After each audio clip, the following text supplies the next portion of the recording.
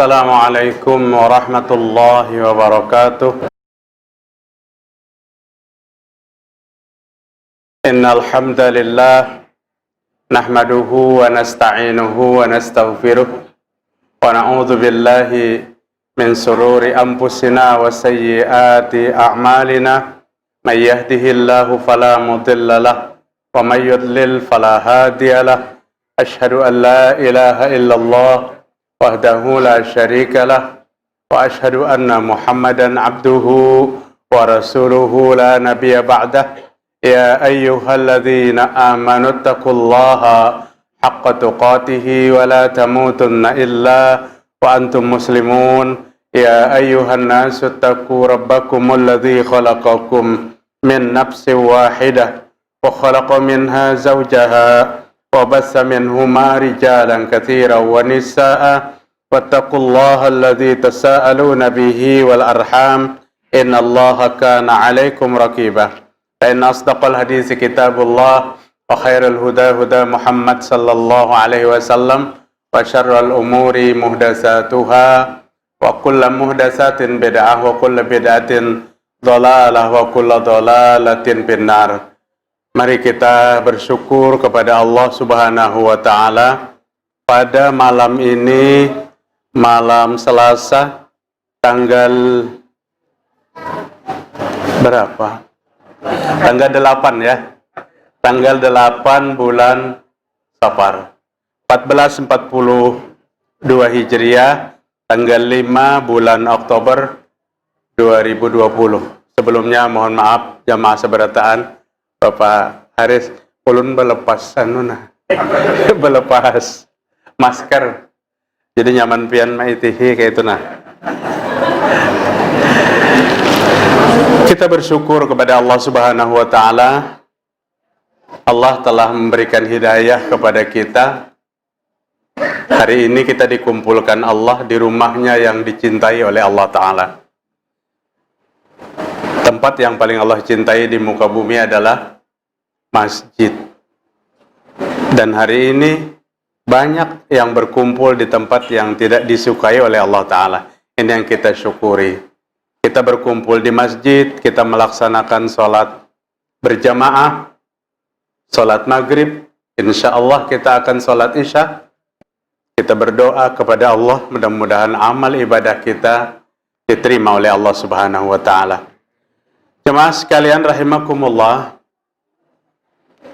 kajian subuh tadi di Masjid Ahmad Dahlan ya, di Masjid Ahmad Dahlan. Masjid Ahmad Dahlan. Kita mengangkat satu ayat Al-Maidah 54 tentang karakter manusia yang dicintai oleh Allah dan mencintai kepada Allah. Allah cintai dan dia cinta kepada Allah. Kalimatnya dalam Al-Quran, yuhibbuhum wa yuhibbunahum. Allah mencintai mereka dan mereka mencintai Allah Ta'ala. Kalau seseorang yang bercinta dan kedua-duanya saling mencintai, artinya cintanya tidak bertepuk sebelah tangan. Cinta bertepuk sebelah tangan itu menyakitkan, Pak. Menyakitkan, apalagi lawan Allah Ta'ala. Kita melakukan begini untuk mendapatkan Allah cinta, tapi Allah tidak mencintainya. Allah tidak mencintainya. Ayat ini yang menjelaskan supaya Allah membalas cinta kita. Supaya Allah membalas cinta kita. Tapi tema ini sudah subuh tadi kita jelaskan. Dalam masalah yang sama, dalam sebuah hadis dijelaskan, hadis diriwayatkan Imam Ahmad dan Ibnu Hibban dalam hadis yang sahih.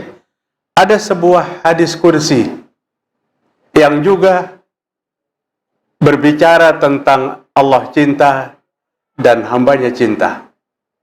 Allah mencintai dan hambanya mencintai kepada Allah Ta'ala. Hadis itu berbunyi, haqqat limahabbati lil mutahabbina fiyah. Dia benar-benar mendapat kasih sayangku, kata Allah, bagi orang yang saling berkasih sayang. Satu. wa haqqat li mahabbati lil mutawassilina fiyah. Dia benar-benar mendapat kasih sayangku bagi orang yang saling bersilaturahim. Wa haqqat li mahabbati lil mutazawirina fiyah. Dia berhak benar-benar dapat kasih sayang dari Allah bagi orang yang saling mengunjungi. Luar biasa. Pertemuan kita hari ini termasuk apa yang Nabi sampaikan, Allah sampaikan dalam sebuah hadis qudsi. Wa haqqat li mahabbati lil mutabadzilin. Dia berhak mendapat kasih sayangku bagi orang yang mau berbagi. Berbagi kita. Bulan puasa, buka puasa tadi makanan enggak ada? Nah, apa ya? Berbagi. Berbagi. Pokoknya apabila minggu kena ada pulang nang, iya ini termasuk dalam hadis ini. Bagi orang yang saling berbagi. Wa haqqat li mahabbati lil mutanasihin. Dia betul-betul mendapat kasih sayangku bagi orang yang saling menasihati. Saling menasihati.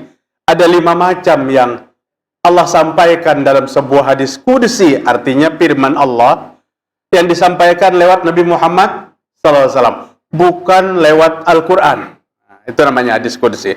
Dan Syekh Albani mensahihkan hadis ini. Yang pertama, saling berkasih sayang. Yang kedua, saling bersilaturahim. Yang ketiga, saling mengunjungi. Yang keempat, saling berbagi. Dan yang kelima, saling menasihati. Kelima-limanya ini, kata Allah, orang tersebut akan mendapatkan kasih dari Allah, sayang dari Allah Subhanahu wa Ta'ala. Tentu kita berharap kelima-limanya itu kita dapatkan dalam kehidupan kita. Yang pertama, saling menyayangi. Belum katakan hampir di setiap jamaah kajian kita, kehadiran kita itu didasari dengan saling menyayangi di antara kita. Karena kasih sayang di antara sesama manusia tidak selesai di dunia. Tidak selesai sampai di dunia. Tapi akan sampai ke akhirat. Dia tidak mengenal siapa yang ada di sampingnya, orang mana. Tapi pada saat dia terkumpul dalam satu majelis, tertanamlah rasa kasih sayang di antara kita. Ujar Imam Ibnu Zawji, kalau kalian nanti masuk surga dan kalian, kepada jamaahnya, kalian tidak menemukan aku di dalamnya, cari-cari perguruanku kededa, maka mintalah, tanyakanlah kepada Allah Subhanahu wa Ta'ala, ya Allah, ya Rabb, guruku Ibnu Zawji kemana? Dia yang mengingatkan kepadaku agar aku mengingat kepadamu. Dia yang mengingatkan kepadaku agar aku mengingat kepadamu. Maka menurut sebuah hadis yang disampaikan oleh Rasul sallallahu alaihi wasallam, yang Ibnu Zawji terisak-isak membaca hadis ini. Apa kata beliau? Allah memerintahkan untuk apa? Untuk mencabut orang yang disayanginya itu dari neraka dimasukkan ke surga. Itu namanya apa? Syafaat orang-orang yang beriman. Orang yang saling menyayangi dan saling mengasihi di antara kita. Apalagi saling kasih sayangnya dalam kondisi kebaikan seperti ini, dalam hal berbuat baik seperti ini, maka kita yakin kasih sayang kita tidak berakhir di Masjid Al-Muttaqin. Nanti akan sampai ke hadapan Allah Subhanahu wa Ta'ala. Boleh kita tanya siapa yang tidak ada di antara kita. Rasul duduk bersama sahabatnya. Setelah itu lewat satu sahabat yang lain di depan Nabi, di depan sahabatnya itu. Maka salah seorang sahabat yang bersama Rasul ini berkata kepada Nabi, ya Rasulullah, ulun sayang benar karena Allah dengan sahabat yang lewat itu. Ulun sayang dengan sahabat yang lewat itu.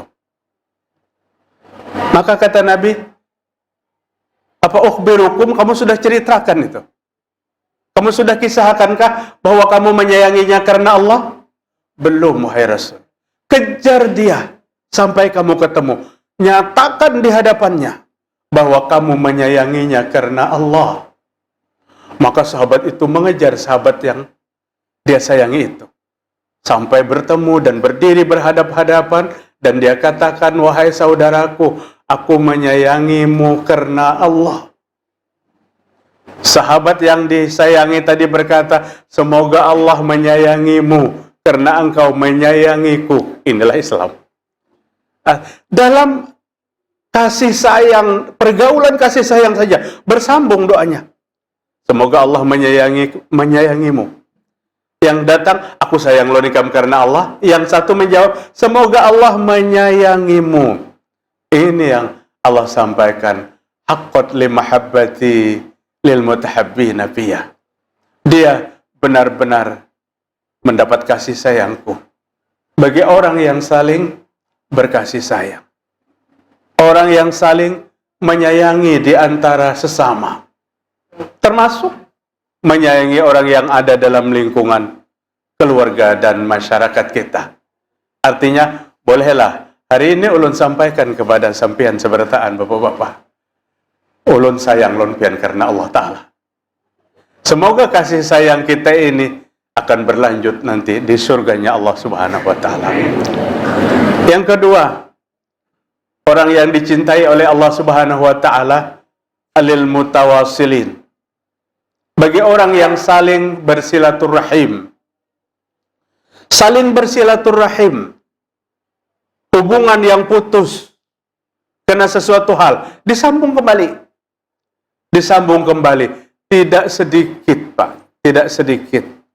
Hubungan yang putus sebelumnya, setelah sama-sama berada di majelis, tersambung kembali.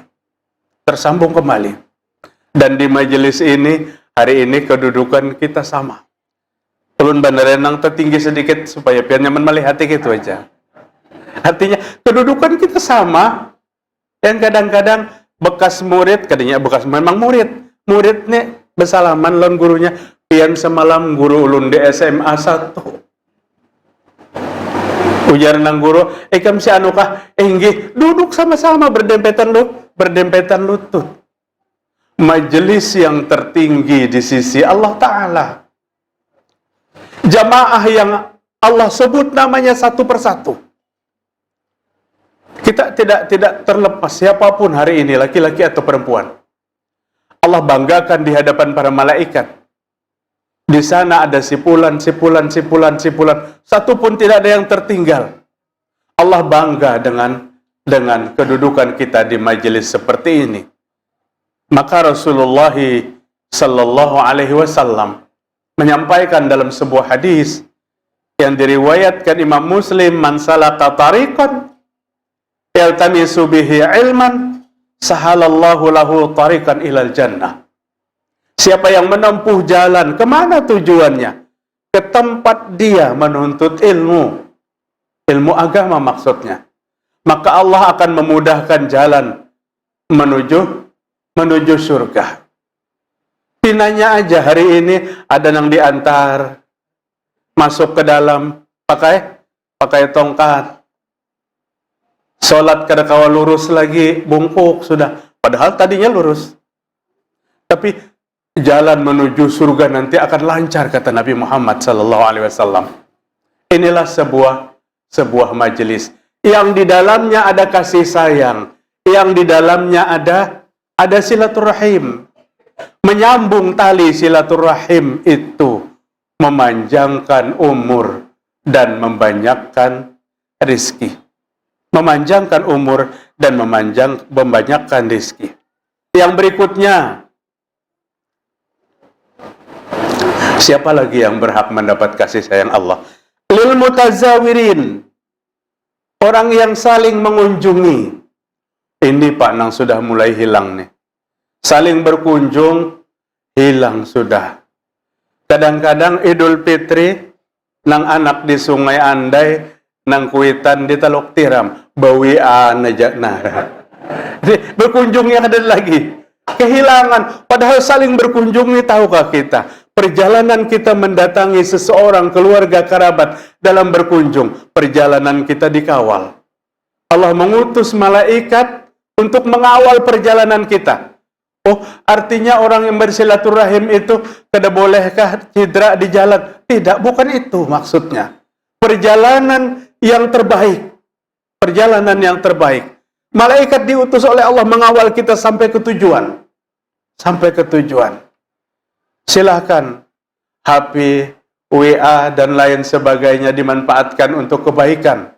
Tapi jangan mengurangi budaya Islam, sunnah Nabi, saling berkunjung di antara kita. Lamun nang kawitan di Martapura situ, apalagi di hulu sungai, ya bolehlah sekali-sekali, tapi jangan kada mendatangi juga. Sampaikan pesan-pesan yang baik. Tapi lamun di dalam Banjar aja, sangat rugi kalau kita tidak mengunjungi, apalagi itu adalah orang tua kita. Apalagi itu adalah bapak dan ibu kita. Kedatangan kita ke tempat mereka membuat hatinya senang, dan kesenangan kedua orang tua kita memperlancar segala urusan bagi kita. Allah membuka pintu-pintu rezeki bagi kita. Allah membuka pintu-pintu rezeki bagi kita. Kajian kita sebelumnya sudah kan kita ceritakan tentang kayak apa hubungan seorang anak dengan orang tua yang sudah meninggal. Orang tua saya sudah wafat, wahai Rasul. Adakah lagi cara untuk saya berbuat baik kepada orang tua saya? Apa yang Nabi sampaikan kepadanya? Tunaikan hajat keduanya, jika pernah punya hajat, jika mampu. Berikutnya, sambunglah silaturahim dengan orang yang pernah bersambung dengan keduanya. Jangan malu kita mendatangi bekas kenalan baik orang tua kita. Datangi opaman julak pian bari akrab banar lawan abah. Oh, ikam anak siapa? Anak si Fulan bin si Fulan. Oh, aku akrab banar bari.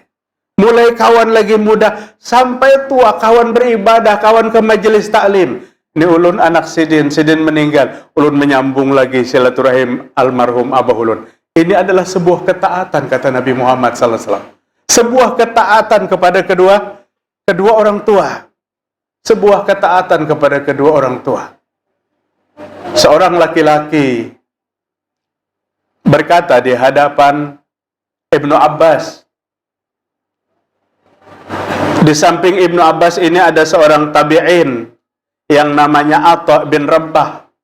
Atha bin Abi Rabbah. Abi Rabbah itu kunyah namanya Aslam. Atha bin Aslam, seorang ulama tabi'in, duduk bersama Ibnu Abbas. Ibnu Abbas itu sahabat Nabi. Cerita ini bukan hadis tapi asarus sahabah, ceritanya sahih. Ibnu Abbas itu 60 tahun hidup setelah Rasul wafat. Datang seorang laki-laki lapor kepada Ibnu Abbas.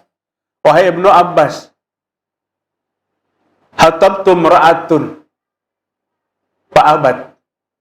Aku melamar seorang wanita, tapi dia enggan, tidak mau. Ayan kihaha, menikah lawan aku. Kulamar seorang wanita untuk menikah, menolak. Kemudian setelah menolakku tidak berapa lama, datang lagi seorang laki-laki melamar wanita itu. Maka dia menerimanya dan menikah dengannya. Memang bagi orang yang mengerti jodoh, takdir itu ketentuan Allah Ta'ala, kada repot. Tapi bagi yang dikendalikan oleh hawa nafsu, akan bercokol dendam di dalam hatinya. Seperti laki-laki ini. Saya dendam, saya marah, wahai Ibnu Abbas. Karena saya ditolak. Yang berikutnya diterima. Dan marah saya bukan kepada laki-lakinya, tapi kepada bebiniannya. Tidak berpilih benar. Kan kayak itu. Puncak kemarahan saya, akhirnya saya datangi dia diam-diam, dan saya bunuh wanita itu. Saya datang kepadamu, wahai Ibnu Abbas radhiyallahu an, adakah jalan saya untuk bertaubat? Adakah jalan untuk bertaubat dari dosa itu? Menyadari itu dosa besar, kemauan bertobat sudah datang, dia minta kepada Ibnu Abbas. Maka Ibnu Abbas berkata, apa ummuka hayyah? Apakah ibumu masih hidup? Mamamu masih hidup tidak? Ibnu Abbas bertanya kepada laki-laki tadi. Qala la. Wahai Ibnu Abbas, sudah meninggal. Ibu saya sudah wafat. Wa qala, maka Ibnu Abbas berkata, tub ilallahi taubatan nasuha. Bertaubatlah kamu kepada Allah dengan taubat yang sungguh-sungguh. Wa taqarrub ilallah, dekatkan diri kepada Allah mastata'tu, semampu kamu mendekatkan. Ini indahnya agama Islam, Pak. Sebesar apapun kesalahan kita, jika kita sungguh-sungguh minta ampun dan bertaubat, Allah akan buka pintu pengampunan bagi kita. Allah akan buka. Dan tidak ada di antara kita manusia yang tidak bersalah. Bertaubat kamu, dekatkan dirimu kepada Allah Subhanahu wa Ta'ala. Kata Ibnu Abbas. Maka dia gembira dengan solusi itu. Gembira. Berbeda dengan laki-laki yang membunuh 99. Datang kepada ulama. Adakah jalan untuk bertaubat? Apa dosamu? 99 sudah membunuh. Oh, besar sekali dosamu, sulit taubat. Diambilnya pulang pisau, ditikamnya, ulama lengkap ke 100 pembunuhannya. Tapi Ibnu Abbas adalah sahabat yang cerdas. Sahabat yang memberikan solusi-solusi dalam kehidupan beragama.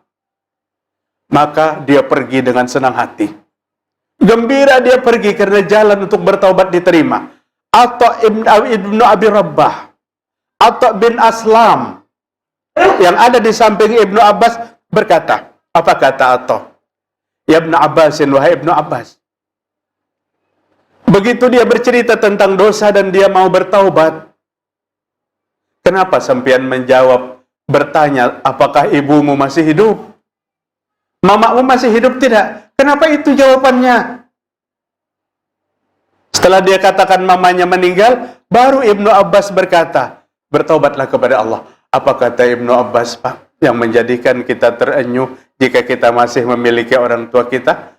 Kata Ibnu Abbas, sampai hari ini aku belum menemukan satu ibadah yang lebih besar daripada ketaatan anak kepada orang tua. Tingginya nilai sebuah ketaatan seorang anak kepada ibu yang melahirkannya, tidak ada bandingnya. Jika mamanya masih hidup, kata Ibnu Abbas, aku hanya suruh dia berbakti kepada ibunya, maka dosa-dosa besarnya rontok karena perbuatan ibadah yang besar itu. Manfaatkan kedua orang tua kita yang masih hidup untuk memudahkan kita jalan menuju surga. Bagaimana memanfaatkannya? Diminta Sidin berdoa. Minta doa Sidin agar kedua orang tua kita yang masih hidup mendoakan. Seorang ulama dari Mesir menyebutkan, jangan kamu keluar dari sebuah rumah untuk mencari wali dan tuan guru untuk meminta doanya. Tahukah sesungguhnya di rumahmu ada doa yang lebih tinggi daripada doa wali-wali? Doa siapa itu? Doa kedua orang tua kita. Manfaatkan kedua orang tua kita untuk berdoa, untuk mendoakan anaknya, dan memasukkan kegembiraan di hati kedua orang tua. Bersilaturahim yang rajin kepada kedua orang tua. Ini adalah mendapatkan ketenangan jiwa batin kita dan kebahagiaan kita dunia dan akhirat. Taatnya jangan terlambat. Kadang taatnya tuh terlambat. Ganal semangkanya 3 biji dibawa ke rumah sakit. Tahu mama senang semangka. 3 biji bawa semangka. Mamanya di mana? Di ICU sudah. Terlambat itu. Terlambat. Atau selera sudah ditarik oleh Allah Ta'ala. Makanan apa aja yang kita bawakan? Makanan apa aja yang dibawakan? Ditolak. Jadi taatlah kita pada saat beliau masih sehat. Makanan yang kita berikan beliau masih bisa makan. Kata Ibnu Abbas, aku belum menemukan satu nilai ibadah tertinggi melebihi berbuat baiknya seorang anak kepada kedua orang tua. Jemaah sekalian rahimakumullah, kajian sebelumnya sudah ulun kisahkan seorang laki-laki dari Yaman yang menggendong ibunya di waktu tawaf, dan disaksikan oleh salah seorang sahabat Nabi yang bernama Abdullah bin Umar. Dia gendong, dia hibur ibunya sambil tawaf. Tawaf itu berapa putaran? 7 kali putaran. 7 kali putaran. Seputarannya 3,5. Kalau jarak yang lebih jauh, 350 meter seputarannya. 350 kali 7. Hitung aja pian berapa jumlahnya? Berapa? 2 kilo lebih. 2,5 kilo. Digendong. Dihibur lagi ibunya waktu menggendong. Ibu saya adalah tunggangan yang tidak pernah lelah. Kalau ibu menunggang tunggangan yang lain, dia pernah lelah. Artinya, saya ikhlas menggendongmu, hai ibu. Selesai tawaf, dia mendekat kepada Ibnu Umar, sahabat Nabi. Dan dia berkata, wahai Ibnu Umar, saya telah menggendong ibu saya 7 putaran waktu tawaf. Cukupkah sudah jasa ibuku kubalas dengan apa yang kulakukan ini? Ibnu Umar berkata, apa kata Ibnu Umar? La, tidak. Sekalipun membayari 1 napas saja dari napas ibumu waktu bernapas panjang. Apabila ibu kita bernapas panjang, di waktu ibumu mengeluarkanmu dari rahimnya, membayari 1 napas itu aja belum cukup. Jangan bapak hamba menggendong cukup. Tidak ada yang bisa kita balas dari jasa orang tua kita. Dan yang paling menyenangkan, kita datang selalu bersilaturahim dengan memberikan apa yang beliau senangi. Jamaah rahimakumullah. Jadi budaya berziarah, budaya berkunjung ke rumah keluarga, handai tolan, itu adalah budaya Islam dan Allah menyayangi bagi orang yang saling berkunjung bersilaturahim. Kemudian yang berikutnya, lil mutabazilin, bagi orang yang mau berbagi. Islam adalah agama yang memperhatikan kehidupan masyarakat, kehidupan umat manusia. Lihati segala bentuk ibadah yang diajarkan hampir tidak pernah terlepas dari berbagi. Dari berbagi. Selesai puasa Ramadan, masuk malam 1 Syawal, perintah berbagi dengan mengeluarkan zakat fitrah. 10 Zulhijjah, berbagi dengan melaksanakan ibadah kurban. Seorang tua yang tidak mampu berpuasa dan tidak diperintahkan untuk membayar puasa dengan puasa karena dia tidak mampu, maka dia harus membayar fidyah, berbagi lagi. Suami istri yang nikah bulan puasa sehingga ada ketahanan lagi, siang hari berkumpul. Apa tuntutannya? Merdekakan budak. Tidak ada budak di negeri kita. Puasa 2 bulan berturut-turut, jangan saling ampihan. 15 hari aja kecolongan, apalagi 2 bulan. Membayar puasanya itu, fa'id amu sittina miskinan. Sekali pelanggaran, bayar memberi makan 60 orang miskin. Karena nang menggawinya berdua. Karena mau sorangan kan? Berarti 60 kali 2. 120 orang miskin. Habis bulan puasa, diundang sidin ke rumah sidin, orang miskin 120. Ujar tetangga, Pak Haji kenapa kena pas-pasan 120 nih undangannya? Artinya para jemaah sekalian, inilah ajaran-ajaran agama kita. Inilah ajaran-ajaran Islam yang mengajarkan kepada kita untuk saling berbagi. Dan bagi yang mempunyai kemampuan lebih, bagi yang mau berbagi, kadang-kadang belum tentu. Ada yang pas-pasan dia mau berbagi. Jangan berpikir, oh kalau aku memberi, nanti orang-orang kaya ikut makan. Yang kada boleh. dimakan oleh orang kaya itu hanya zakat. Seseorang tidak boleh berzakat kepada orang kaya. Berzakat harus berpanduan kepada ayat 60 surah At-Taubah, 8 asnaf. Lil fuqara wal masakin wal amilina 'alaiha wal mu'allafati qulubuhum wa fir riqab wal gharimin fi sabilillah ibnu sabil. Zakat fitrah, zakat mal harus melihat kepada 8 asnaf. Paling tidak salah satu daripada 8 asnaf. Tapi memberi makan dan berbagi, jangan pernah melihat yang memakan itu siapa. Yang perlu diperhatikan agar yang kita suguhkan itu dimakan oleh siapapun.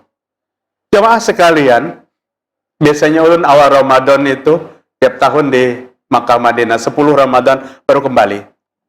Sudah 6 tahun, 7 tahun berturut-turut. Ini tadi Ramadan Covid. Ya, kadang jadi tulak. Seberataan batal tulaknya.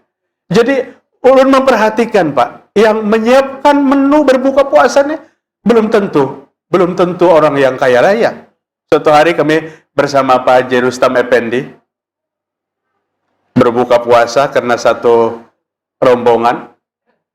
Kami tanya yang membagi kurma. Ini yang buka puasa ini tajir-tajir, orang-orang kaya. Tanya, dia seorang petani kurma dari Taif. Dia bawa kurmanya ke Mekah. Dia minta jatah 1 jalur untuk memberi orang yang berbuka puasa. Jadi kalau pian titip ke masjid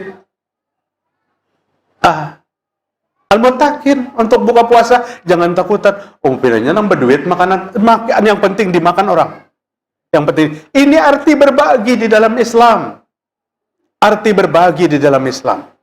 Dan ini luar biasa para jemaah sekalian.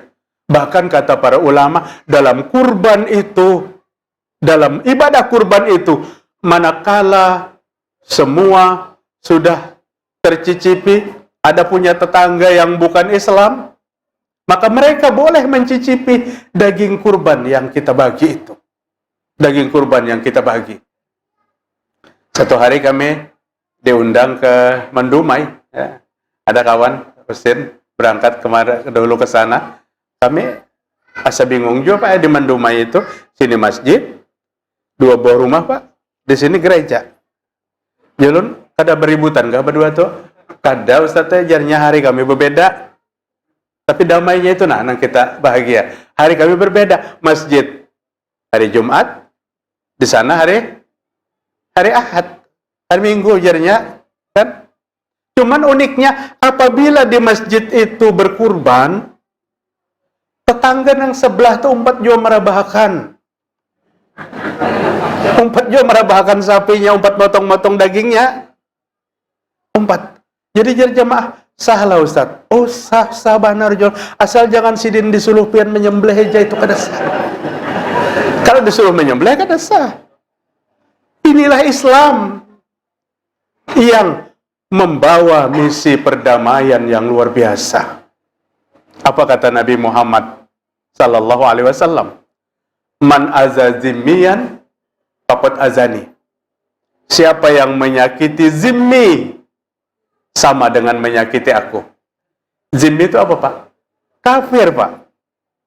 Kafir itu 2 macam. Pertama kafir harbi, dan kedua kafir zimmi. Yang ada bertetangga lawan kita nih kafir zimmi, yang bisa beradaptasi, yang kita saling senyum apabila bertemu. Apabila inya hendak turun begawi, kita hendak turun begawi, kadang-kadang saling betakunan. Abdullah kemana? Jar si Hendrik. Ujar Abdullah, hendak ke kantor Hendrik. Bahagianya. Ini zimmi. Siapa yang menyakiti zimmi, kata Nabi, sama menyakiti aku. Rasulullah SAW pasang badan, Pak, dalam menerapkan kedamaian dalam kehidupan umat manusia. Makanya keliru manakala ada tetangga yang tidak Islam turun, kafir hendak kemana? Bahwa ini bahaya. Karena Islam tidak mengajarkan seperti itu. Nah, jamaah sekalian rahimakumullah, saling berbagi adalah sesuatu yang diajarkan oleh agama kita yang mulia. Yang berikutnya, al-mutanasihin. Saling menasihati. Saling menasihati. haqqat li muhabbati lil mutanasihina fiyah. Dia betul-betul berhak untuk mendapatkan kasih sayangku bagi orang yang saling menasihati. Permisi Pak lah, ada tahan lagi Pak Enas. Bismillah. Bismillah. Sebagai seorang muslim, Al-Quranul Karim menyebutkan kita hanya dituntut berapa macam supaya jangan rugi hidup di dunia. Wal asri innal insana lafi khusr illa alladzina amanu wa amilus solihat wa tawassaw bil haqq wa tawassaw bis sabr. Jika kita mampu praktekkan 4 macam ini, kita tidak akan rugi di dunia dan di akhirat.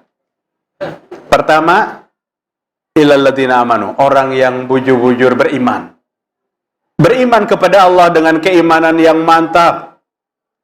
Ikhlas dia beriman kepada Allah.